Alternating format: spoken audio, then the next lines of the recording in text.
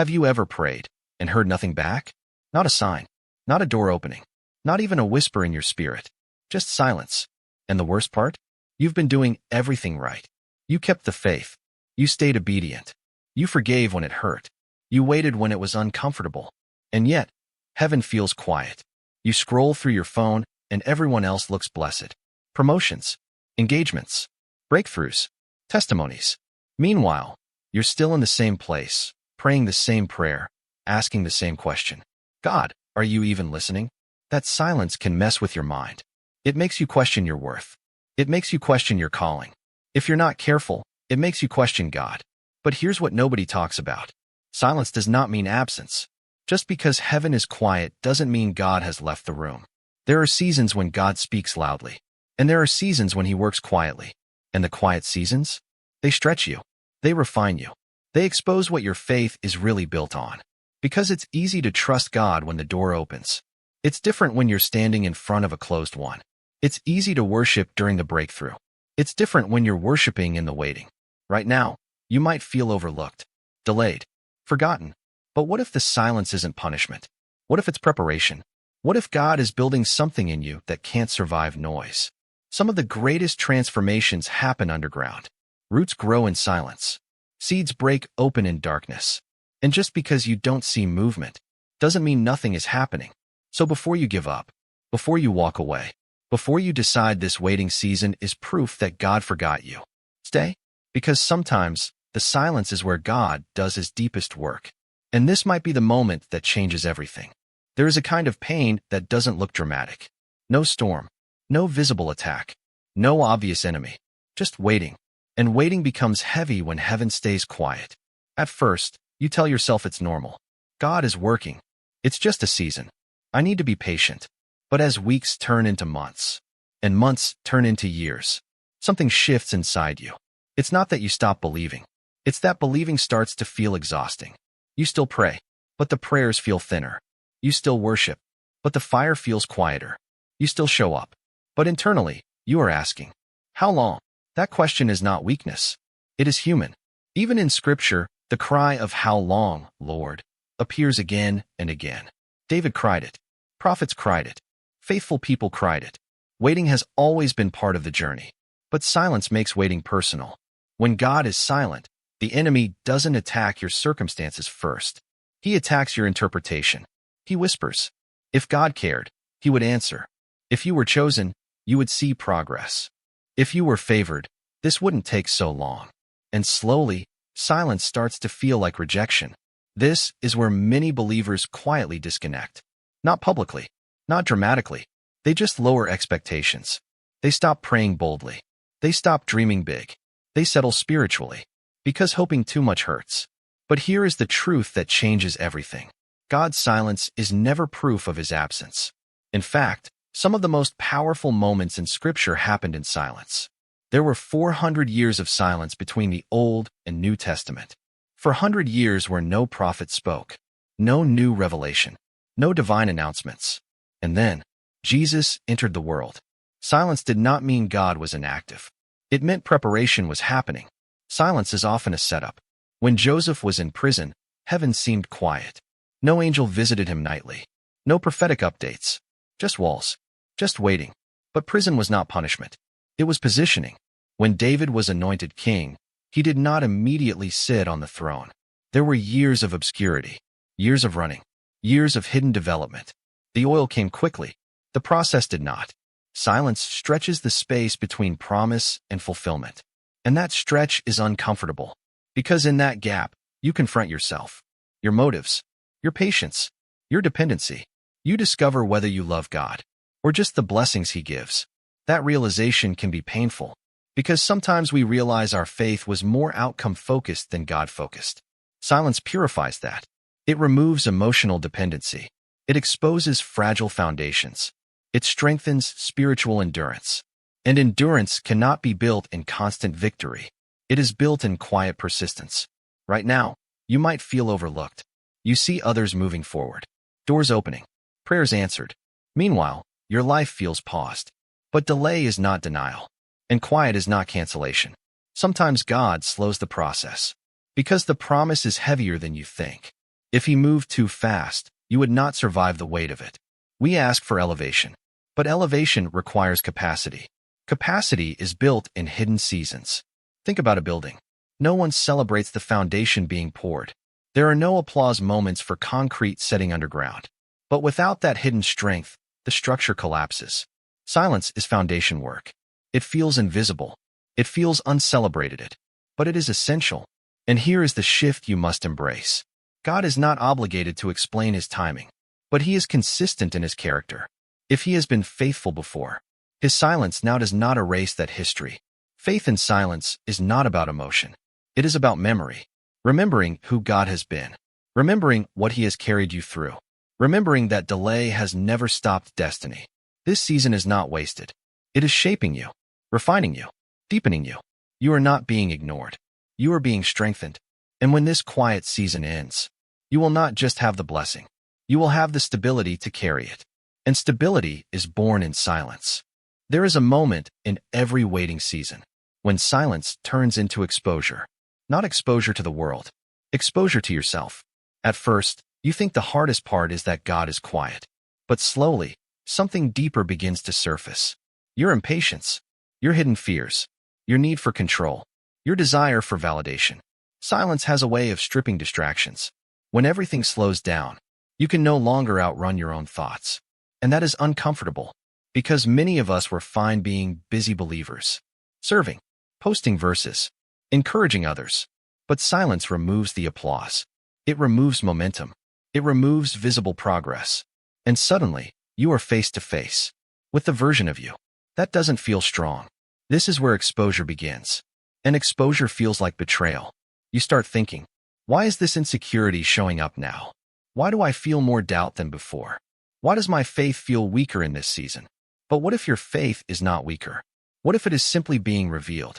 Gold is not purified in comfort. It is refined in fire. And refinement is not about destruction. It is about alignment. Silence exposes what noise used to hide. When life was loud, you didn't notice how much your confidence depended on progress. When prayers were answered quickly, you didn't realize how attached you were to immediate results. When doors opened easily, you didn't question whether you trusted God or just the momentum. Silence reveals motives, not to shame you, but to realign you. Look at Peter. He believed he would never deny Jesus. His confidence was loud. His loyalty seemed strong. But when pressure came, what was inside him was exposed.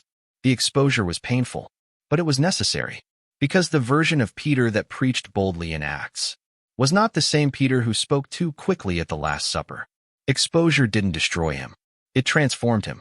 God will sometimes allow silence, so that what is misaligned can surface. And when it surfaces, it feels like everything is falling apart. You thought you were patient. Now you see impatience. You thought you trusted deeply. Now you see conditions attached to that trust. You thought your identity was secure. Now you see how much it depended on being needed, seen, or affirmed. This is not regression. This is revelation.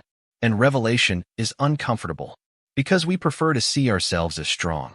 We prefer to believe our faith is unshakable. But untested faith is unproven faith. Silence tests the foundation. It removes emotional reinforcement. It removes visible evidence. And what remains is raw belief. Some people interpret this exposure as spiritual failure. They say, I must be backsliding. I must be disappointing God. I must not be as mature as I thought. But maturity is not the absence of struggle.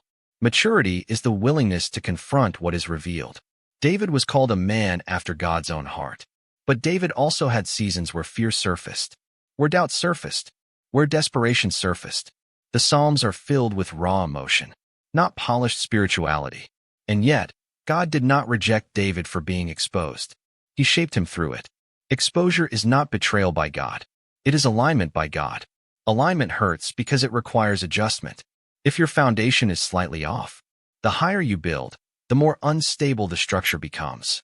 So God corrects the alignment early, even if it feels like delay, even if it feels like loss, even if it feels like silence, because he is more committed to your character than your comfort. Think about Joseph again. Before he governed Egypt, he had to confront pride, immaturity, and impulsiveness. Those traits were not removed instantly. They were exposed through betrayal, prison, and waiting. If Joseph had gone straight from dream to palace, his character would not have sustained the responsibility. Silence aligned him. Prison refined him. Delay matured him. And when promotion came, he had the internal stability to carry it. You may feel like you are being undone, but what if you are being rebuilt? There is a difference. Undoing feels chaotic. Rebuilding is intentional.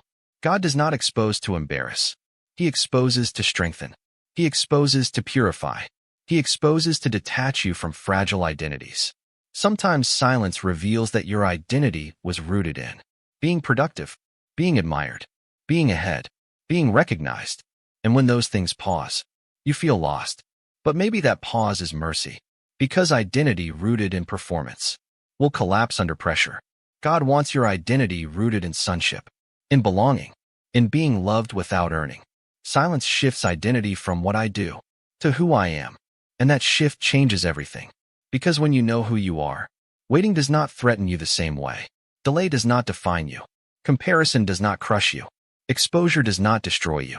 It refines you. This is the paradox of quiet seasons.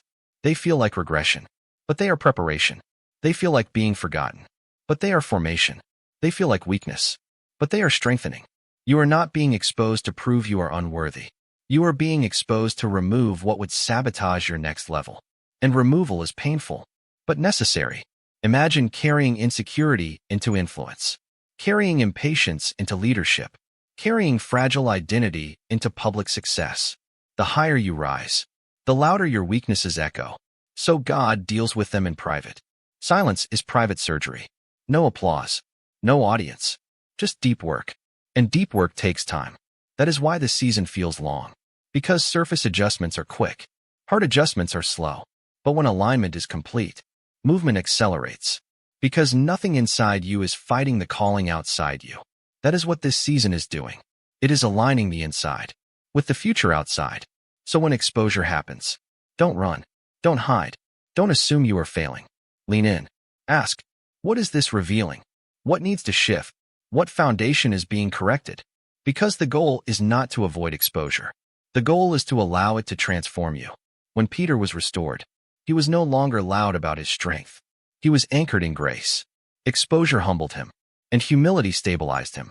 Silence is producing that same humility in you. A humility that does not panic and delay. A humility that does not demand explanation. A humility that trusts God's character. Even when his voice is quiet, you are not being betrayed. You are being aligned. And alignment always precedes acceleration. So if this season feels like everything inside you is being confronted, that is not destruction. That is preparation. Because when God finally says move, you will move without insecurity, without desperation, without fragile faith. You will move with depth. And depth is born in silence. Stay in the process. The exposure is not the end. It is the refinement before the rise. There is always a shift, but the shift rarely announces itself. It doesn't come with thunder. It doesn't send a notification. It doesn't warn you the waiting is almost over. It happens quietly, and most people miss it because they are looking for external change. But the first shift is internal. One day, without realizing it, you pray differently, not louder, not more desperate, just steadier. The panic that used to sit in your chest, it's softer now.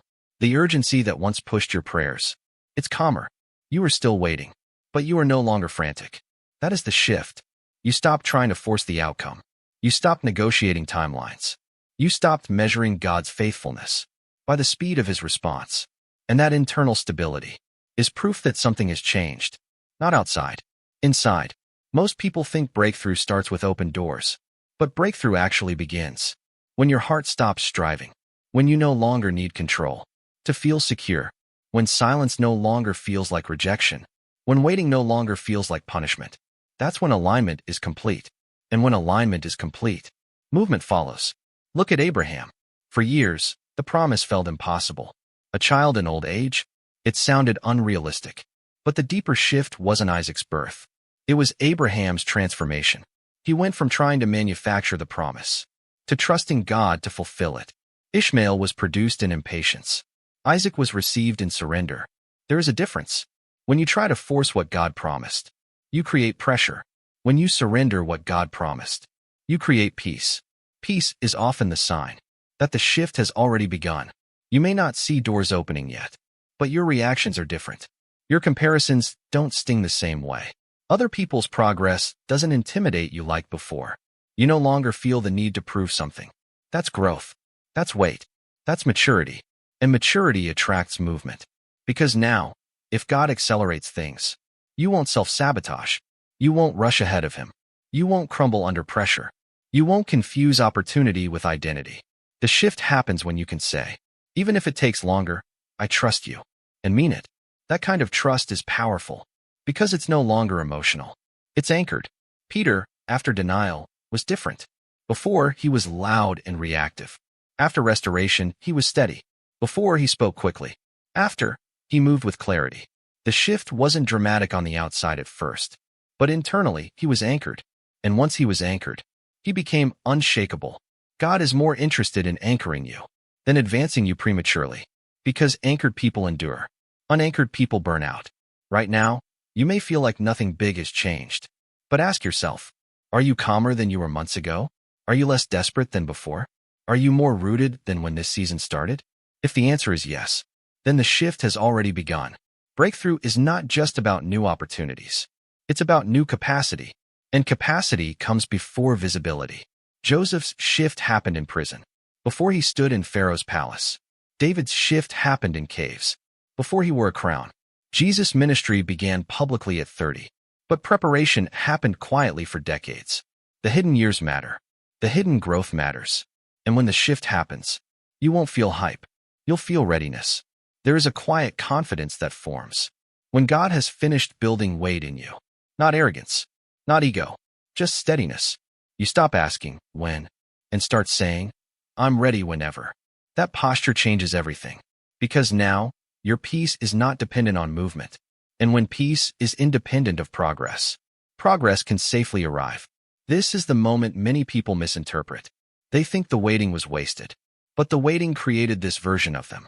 A version that is stable, grounded, deep, and depth attracts acceleration. Because God does not fear giving more to someone who can handle more. The shift you don't see coming is not fireworks. It is foundation completed. It is character solidified. It is identity secured. And once that is done, movement becomes sustainable.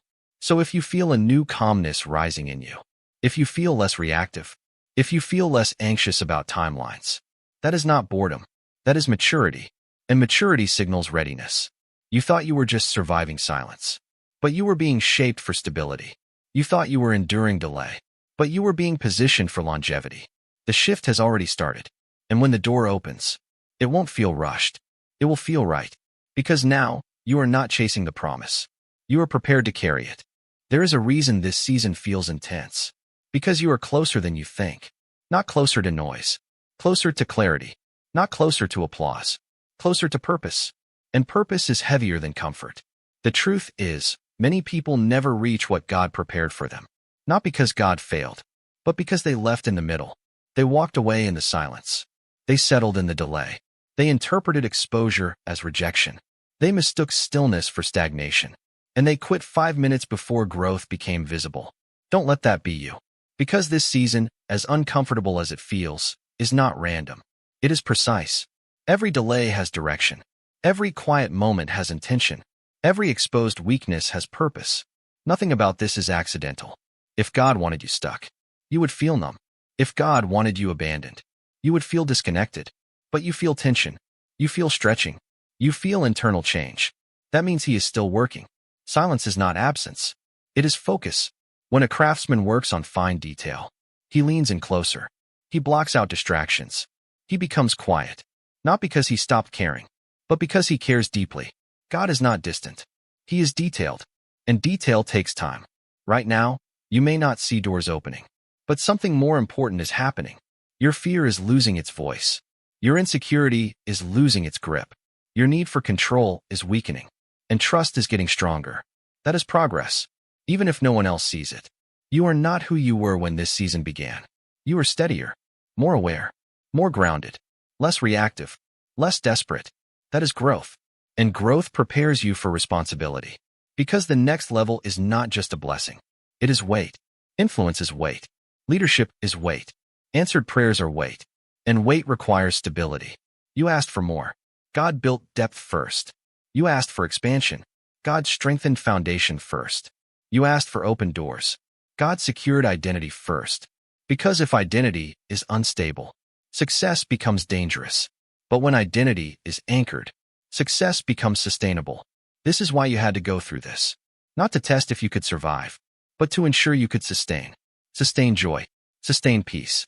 Sustain responsibility. Sustain influence without losing humility. Silence trained you. Delay matured you. Exposure aligned you. The middle built weight in you. And the shift anchored you. You are not fragile anymore. You are formed. And formed faith does not collapse when circumstances shake. Formed faith stands, even when it still doesn't see everything clearly. This is the moment where you choose. Not whether God is faithful, but whether you will remain faithful in return. Stay. Stay when it feels repetitive. Stay when it feels slow. Stay when comparison tries to creep back in. Stay when doubt whispers one more time.